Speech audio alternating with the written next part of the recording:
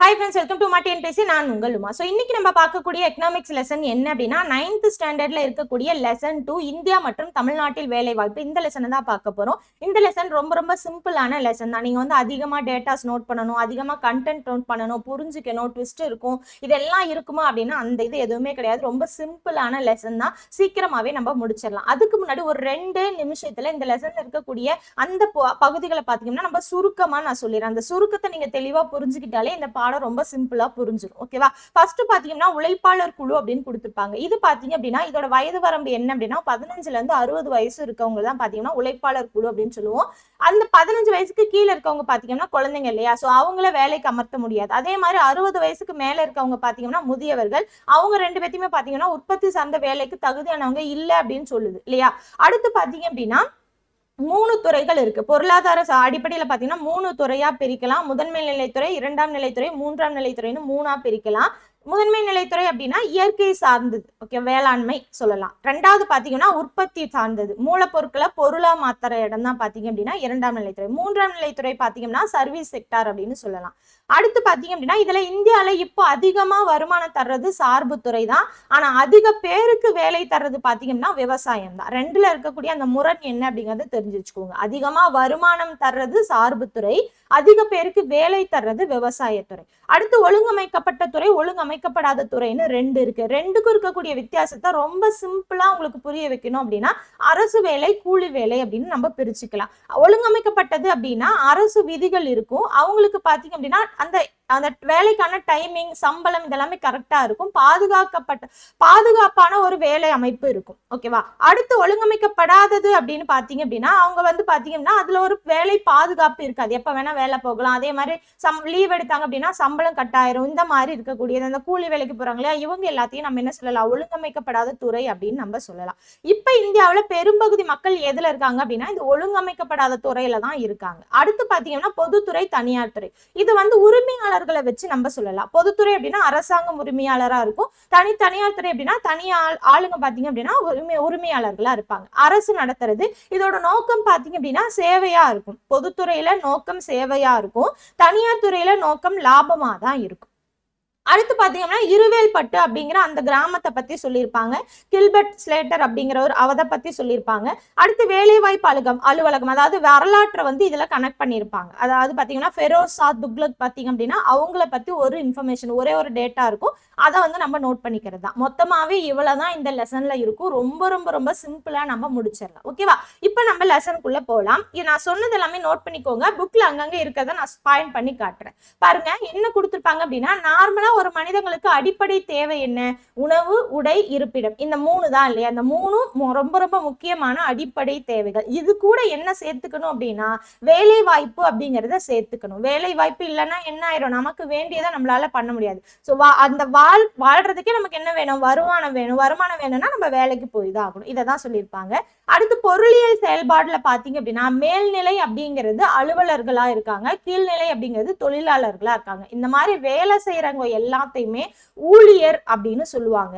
அவங்கள வேலைக்கு வச்சு அவங்க செய்யற அந்த வேலைக்கு ஊதியம் கொடுக்குறாங்க இல்லையா, அவங்கள பாத்தீங்க அப்படின்னா பணி அமர்த்துபவர் இல்லைன்னா முதலாளி அப்படின்னு சொல்லுவோம். இதெல்லாம் நமக்கு தெரிஞ்ச விஷயம் தான். ரொம்ப வந்து டீப்பா வந்து நம்ம தெரிஞ்சுக்கணுங்கிறது கிடையாது. வேலை செய்யறவங்க ஊழியர், வேலையாளி.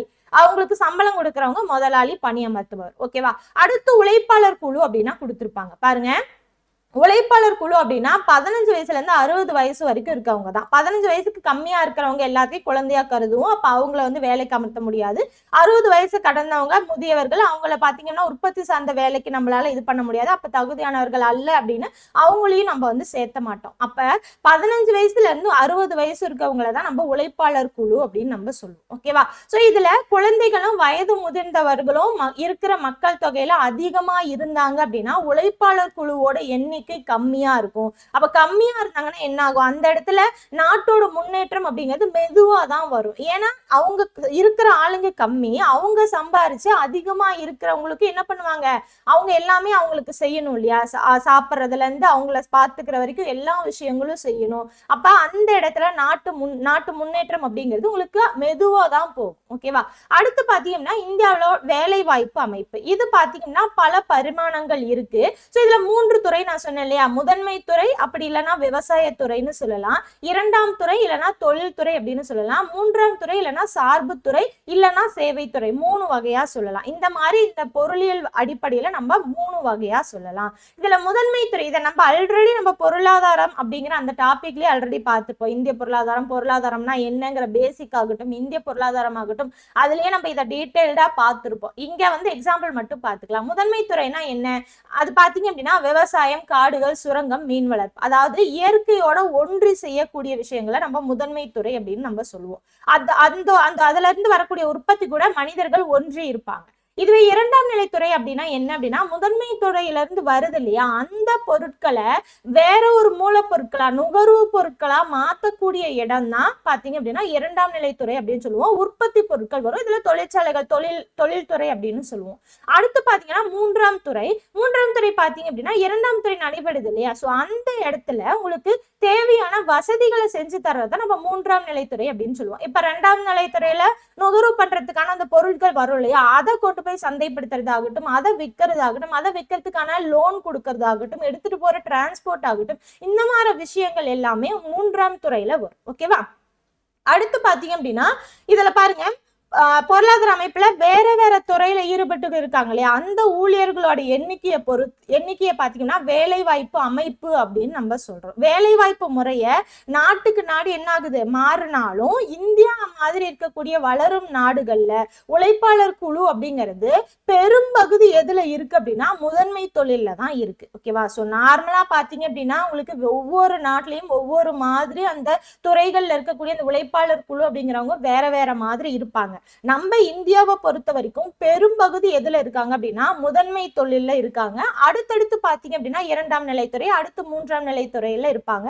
இது வந்து மக்களை பொறுத்து. ஓகேவா. சோ அங்க வேலை செய்யறாங்க இல்லையா, அந்த மக்களை பொறுத்து இதுவே நம்ம வந்து பொருளாதார அடிப்படையில பார்த்தோம் அப்படின்னா மூன்றாம் நிலைத்துறை தான் பாத்தீங்க அப்படின்னா முதல்ல இருக்கு. அதுலதான் பாத்தீங்கன்னா உங்களுக்கு வருமானம் அதிகம். அடுத்து பாத்தீங்க அப்படின்னா இரண்டாம் நிலைத்துறை, அடுத்து பாத்தீங்க அப்படின்னா உங்களுக்கு முதன்மை துறையில வரும். ஓகேவா. சோ மக்கள் தொகை அடிப்படை, அதாவது வேலை செய்யற அந்த உழைப்பாளர் குழு அடிப்படையில முதன்மை தொழில அதிக பேர் வேலை செய்யறாங்க, இரண்டாம் நிலை துறையில அதுக்கு கம்மியா, மூன்றாம் நிலை துறையில அதை விட கம்மியா. ஓகேவா. அடுத்து இதுவே வந்து பொருளாதார அடிப்படையில, பொருளாதார ஜிடிபி சொல்றோம் இல்லையா, ஜிடிபி அடிப்படையில பாத்தீங்க அப்படின்னா ஃபர்ஸ்ட் மூன்றாம் நிலைத்துறை தான், செகண்ட் இரண்டாம் நிலைத்துறை, மூன்றாவது தான் முதன்மை நிலைத்துறை. இதுல இருக்கக்கூடிய அந்த வேறுபாடு என்ன அப்படிங்கறத தெரிஞ்சுக்கணும். ஓகேவா. அடுத்து பாத்தீங்க அப்படின்னா அததான் இங்க கொடுத்திருப்பாங்க. ஓகேவா. சோ அடுத்து பாருங்க, இந்திய வளர்ச்சி கொள்கையில ஒரு முக்கிய கூறா எதை சொல்றோம் அப்படின்னா வேலை வாய்ப்பு அப்படிங்கறத சொல்றோம். இது ரொம்ப முக்கியமான பாயிண்ட், நோட் பண்ணி வச்சுக்கோங்க. இந்தியாவோட வளர்ச்சி கொள்கையில ஒரு முக்கிய கூறா எது இருக்கு அப்படின்னா வேலை வாய்ப்பு அப்படிங்கிறது இருக்கு. 1972ல இருந்து 73 வரைக்கும் தொடங்கி இப்ப பாத்தீங்க அப்படின்னா 4-10 ஆண்டுகள்ல வேலை வாய்ப்பு வளர்ச்சி அப்படிங்கிறது 2%, ஆவரேஜா 2% அளவுக்கு உயர்ந்திருக்கு. இதுதான் நான் சொன்னேன், அந்த வரலாற்று அடிப்படையில கொடுத்திருப்பாங்க அப்படிங்கிறது. பாருங்க, இடைக்கால வரலாற்று காலத்தில் இந்தியாவின் டெல்லி சுல்தான் ஃபெரோஸ் ஷா துக்ளக் வேலை வாய்ப்பின்மை சிக்கலை தீர்ப்பதற்காக வேலை வாய்ப்பு அலுவலகத்தை அமைத்தார். இந்த பாயிண்ட் ரொம்ப ரொம்ப முக்கியமானது. என்ன அமைச்சார்னு கேட்கலாம், யார் அமைச்சார்னு கேட்கலாம், எந்த காலம்னு கேட்கலாம், எதோட சுல்தான் அப்படின்னு கேட்கலாம். சோ இந்த மாதிரி நிறைய இருக்கு இல்லையா. சோ இதை மட்டும் நோட் பண்ணி வச்சுக்கோங்க. இடைக்கால வரலாற்று காலத்துல இந்தியாவுல டெல்லி சுல்தான் ஃபெரோஸ் ஷா துக்ளக் தான் பாத்தீங்கன்னா வேலை வாய்ப்பின்மை சிக்கலை தீர்ப்பதற்காக என்ன பண்ணாங்க, வேலை வாய்ப்பு அலுவலகத்தை கொண்டு வந்தார். ஓகேவா. அடுத்து பாத்தீங்க அப்படின்னா ஒழுங்கமைக்கப்பட்ட துறைகள், ஒழுங்கமைக்கப்படாத துறைகள், பொதுத்துறை, தனியார் துறை அப்படின்னு இருக்கு. ஒழுங்கமைக்கப்பட்ட துறை அப்படின்னா என்ன அப்படின்னா பதிவு செய்யப்பட்டது, அரசாங்க விதிகளை பார்க்கும், ஒழுங்குமுறை இருக்கும், இது எல்லாத்தையும் பின்பற்றக்கூடியது, ஊழியர்களையும் ஊழியர் சங்கங்களையும் நம்ம வச்சுக்கலாம். இந்த மாதிரி இருக்கக்கூடிய துறை தான் ஒழுங்கமைக்கப்பட்ட துறை. அதுக்குன்னு பாத்தீங்கன்னா ஃபர்ஸ்ட் கவர்மெண்ட்ல அதை பதிவு பண்ணியிருக்கணும், அதுக்குன்னு அரசாங்க விதிகள் இருக்கும், அதுக்குன்னு ஒரு ஒழுங்குமுறைகள் இருக்கும், அதுக்குன்னு ஒரு ஊழியர்கள் இருப்பாங்க, அதுக்குன்னு ஒரு ஊழியர் சங்கங்கள் இருக்கும். இந்த மாதிரி இருக்கக்கூடியது எல்லாத்தையுமே நம்ம ஒழுங்கமைக்கப்பட்ட துறை அப்படின்னு சொல்றோம். இதுல என்னென்ன வரும், இந்தியாவை பொறுத்த வரைக்கும் வங்கிகள், ரயில்வே, காப்பீடு, உற்பத்தி தொழிற்சாலைகள், மத்திய மற்றும் மாநில ஊழியர்களை கொண்ட செயல்படக்கூடிய துறைகள், இது எல்லாமே ஒழுங்கமைக்கப்பட்ட துறைகள் அப்படின்னு சொல்லலாம். இந்த துறைகள்ல சட்டத்துல இருக்கக்கூடிய குறிப்பிட்ட விதிகள் ஒழுங்குமுறைகளின் படிதான் இந்த துறை அப்படிங்கிறது செயல்படுது. ஓகேவா? சோ இதுல இருக்கக்கூடிய ஊழியர்கள் இருக்காங்களே அவங்களுக்கு பணி பாதுகாப்பு உண்டு. எப்ப வேணா வேலையை விட்டு தூக்கலான்னு கிடையாது. அவங்களுக்குன்னு ஒரு பணி பாதுகாப்பு இருக்கும். அதே மாதிரி பாத்தீங்க அப்படின்னா இந்த மாதிரி இருக்கிறவங்களுக்கு ஒழுங்கமைக்கப்படாத துறையில இருக்காங்க இல்லையா, சோ அவங்கள விட அதிக ஊதியம் அப்படிங்கிறது இருக்கும். இவங்களுக்கு ஒரு நல்ல ஊதியம், நிர்ணயிக்கப்பட்ட ஒரு வேலை, ஊதியத்துடன் கூடிய ஒரு விடுமுறை, மருத்துவ பாத்தீங்கன்னா மருத்துவ உதவித்தொகை, காப்பீடு, இந்த மாதிரி எல்லாம் இவங்களுக்கு கிடைக்கும். ஒழுங்கமைக்கப்பட்ட துறையில இருக்கவங்களுக்கு கிடைக்கும். அடுத்து ஒழுங்கமைக்கப்படாத துறைகள் பாருங்க. அமைப்பு ரீதியா ஒழுங்கமைக்கப்படாத துறைகள் அப்படிங்கிறது என்ன அப்படின்னா, வீட்டு உபயோக பொருட்கள் தயாரிக்கிறது, சிறு மற்றும் குடிசை தொழில்கள், இந்த மாதிரி இருக்கக்கூடிய விஷயங்கள், தெரு ஓரமா செய்யறாங்க இல்லையா, சோ அந்த மாதிரி இருக்கக்கூடிய விஷயங்கள் எல்லாமே பாத்தீங்க அப்படின்னா ஒழுங்கமைக்கப்படாத துறைகள் அப்படின்னு சொல்லலாம். இதுல விதிகள் ஒழுங்குமுறைகள் இருந்தாலுமே அதை யாரும் பின்பற்ற மாட்டாங்க. ஓகேவா? சோ அதுல வேலை செய்யறவங்களுக்கு கம்மியான கூலி தான் கொடுக்கறாங்க. பாத்தீங்க அப்படின்னா ஃபுல்லா எல்லா நாளுமே வேலை இருக்குமா அப்படின்னா அதுவும் கிடையாது. அதுக்கப்புறம் ஊதியத்துடன் கூடிய விடுப்பு கிடையாது, விடுமுறை கிடையாது. அதே மாதிரி மருத்துவ விடுப்பு அப்படிங்கிறது எல்லாமே இருக்காது. வேலைக்கு உத்தரவாதம் இருக்காது. சோ இது எல்லாமே பாத்தீங்கன்னா ஒழுங்கமைக்கப்படாத துறைகள்ல வரும். ஓகேவா? அவங்க பாத்தீங்க அப்படின்னா வேலை இல்லாதப்ப என்ன பண்ணுவாங்க, வேற தொழிற்கூடங்கள்ல, அந்த தொழிற்கூடங்கள்ல இருந்து வெளியே போய் வேற வேலையை தேடுற மாதிரி எல்லாம் வந்துடும். இந்த மாதிரி இருக்கவங்க ஃபார் எக்ஸாம்பிள் பாத்தீங்க அப்படின்னா தெருக்கல்ல விற்பனை செய்யறவங்க, பழுதுகள் சரி பார்க்கிறவங்க, சிறிய அளவிலான தொழில் நடத்துறவங்க, இந்த மாதிரி இருக்கிறவங்க எல்லாமே இருக்கும். பட் இந்த மாதிரி தொழில ஈடுபட்டவங்க தான் இந்தியாவுல அதிகம். ஓகேவா? சோ அடுத்து பாத்தீங்க அப்படின்னா பொதுத்துறை தனியார் துறை. பொதுத்துறை தனியார் துறை அப்படின்னா அதுல இருக்கக்கூடிய உரிமையாளர்களை வச்சு நம்ம சொல்லலாம். சொத்துக்களோட உரிமையாளர் யாரோ அதை பொறுத்து, சேவைகள் அளிப்பதற்கு பொறுப்பானவர் யாரோ அதை பொறுத்து நம்ம என்ன பண்ணலாம், பொதுத்துறை தனியார் துறை அப்படின்னு ரெண்டா பிரிக்கலாம். பொதுத்துறை பாத்தீங்கன்னா இங்க பாத்தீங்கன்னா தெரியும், பொதுத்துறை அப்படிங்கிறது சேவை நோக்கம் கொண்டது, தனியார் துறை அப்படின்னா லாப நோக்கம் கொண்டது. இதுல சொத்துகள் அரசாங்கத்துக்கு சொந்தம், இதுல சொத்துகள் தனிநபர்களுக்கு சொந்தம். இதுல ஊதியம் அரசாங்கத்தால் வழங்கப்படுகிறது, இதுல ஊதியம் உரிமையாளரால் வழங்கப்படுகிறது. சோ இதுதான் பொதுத்துறை தனியார் துறைக்கான வேறுபாடு. அடுத்த துறைகள் பாத்தீங்கன்னா பொதுத்துறைகள் பாருங்க, மாநில அரசு, நடுவண் அரசு, தேசியமயமாக்கப்பட்ட தொழிற்சாலைகள், இது எல்லாமே பொதுத்துறையில அடங்கும். தனியார் துறை பாத்தீங்கன்னா குழும பதிவற்றது, குழும பதிவு பெற்றது, உரிமம் பெற்றவர் அப்படின்னு வரும். சோ குழும பதிவு அற்றதுல பாத்தீங்கன்னா தனி வணிகரும் கூட்டு வணிகரும் வருவாங்க. குழும பதிவு பெற்றதுல பாத்தீங்கன்னா வரையறுக்கப்பட்ட தனியார் நிறுவனம், வரையறுக்கப்பட்ட பொது நிறுவனம், இது எல்லாமே வரும். ஓகேவா? சோ பொதுத்துறை அப்படின்னா கவர்மெண்ட் நடத்துறது, தனியார் துறை அப்படின்னா தனி நபர்கள் நடத்துறது. இதை மட்டும் நீங்க தெரிஞ்சுக்கிட்டா போதும். அடுத்து பாத்தீங்கன்னா வேலை வாய்ப்பு அமைப்பு.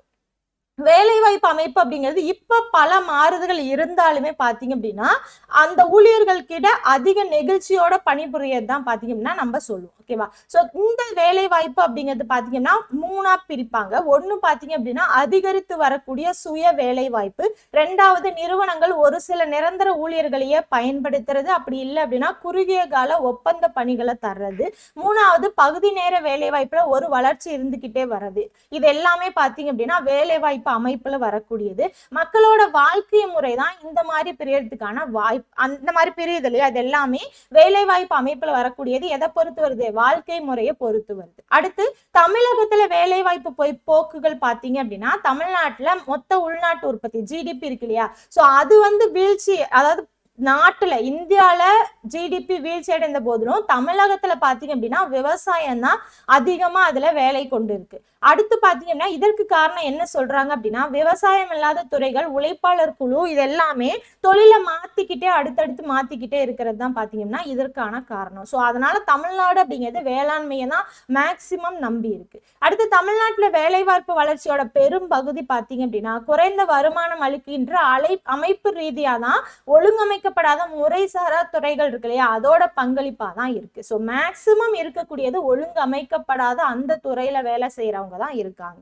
அடுத்து இருவேல் பட்டு வேலை வாய்ப்பு. இது பாத்தீங்க அப்படின்னா இருவேல் பட்டு அப்படிங்கிற அந்த கிராமம் பாத்தீங்கன்னா தமிழ்நாட்டுல விழுப்புரத்துல இருக்கக்கூடிய ஒரு கிராமம் தான். இந்த கிராமம் 100 ஆண்டுக்கும் மேல பாத்தீங்க அப்படின்னா பல ஆராய்ச்சியாளர்கள் இருக்காங்களே அவங்க ஆராய்ச்சி பண்ணிட்டே வராங்க. ஏன் அப்படின்னா ஆரம்பத்துல விவசாயத்துல அதிக ஆட்கள் அதுல வேலையில ஈடுபட்டு இருந்தாங்க. போக போக என்ன ஆச்சு அப்படின்னா விவசாயம் சாராத வேலைகள் இருக்கு இல்லையா, அதுல அப்படியே ஆட்கள் அதிகரிச்சுட்டே வந்திருக்காங்க. அததான் இந்த இடத்துல எப்படி அந்த கிராமம் செழிப்பு செழிப்படையுது, எப்படி வளர்ச்சி அடைந்து வருது அப்படிங்கறத ஆய்வு பண்ணிட்டு வர்றதுதான். இதுல பாத்தீங்க அப்படின்னா ஸ்லேட்டர் கிராமம் அப்படி, அதாவது ஸ்லேட்டர் அப்படிங்கிறவர் இருப்பார். ஓகேவா? சோ கில்பர்ட் ஸ்லேட்டர் அப்படிங்கிறவர் சென்னை பல்கலைக்கழகத்துல பணியாற்றி வந்தாரு. அவரு பாத்தீங்கன்னா ஆராய்ச்சி பண்ணி எழுதியிருப்பாரு. அதனால இதை நம்ம ஸ்லேட்டர் கிராமம் அப்படின்னு சொல்லுவோம். எதை? இருவேல்பட்டுவை நம்ம சொல்லுவோம். ஓகேவா? சோ இந்த கிராமத்துல எப்ப வந்து பண்ணாங்க அப்படின்னா 1916வது வருஷம் கில்பர்ட் ஸ்லேட்டர் அப்படிங்கிறவர் ஆராய்ச்சி பண்றதுக்கு போனாரு. காலப்போக்குல பல ஆய்வாளர்கள் என்ன பண்ணாங்க, அந்த கிராமத்தை வந்து ஆராய்ச்சி பண்ணியிருப்பாங்க. ஆக்சுவலி இந்த இன்ஃபர்மேஷன் நம்ம ஆல்ரெடி படிச்சிருப்போம். எங்க படிச்சிருப்போம் அப்படின்னா ஊரக பொருளாதாரம், அதாவது 11th எக்கனாமிக்ஸ்ல 10th யூனிட்ல ஸ்லேட்டரின் கிராமங்கள் அப்படிங்கிற அந்த ஒரு பாக்ஸ்ல ஒரு கண்டென்ட் கொடுத்திருப்பாங்க. பேஜ் நம்பர் பாத்தீங்கன்னா 262வது பக்கத்துல 11th எக்கனாமிக்ஸ் 10th யூனிட் 262வது பக்கம் ஊரக பொருளாதாரத்துல ஒரு பாக்ஸ்ல ஸ்லேட்டரின் கிராமங்கள் அப்படின்னு கொடுத்திருப்பாங்க. சோ அதுல இருக்கக்கூடிய இன்ஃபர்மேஷன் தான் இதுலயும் இருக்கு. ஓகேவா? சோ அதுலயே ஆல்ரெடி கொடுத்திருப்பாங்க.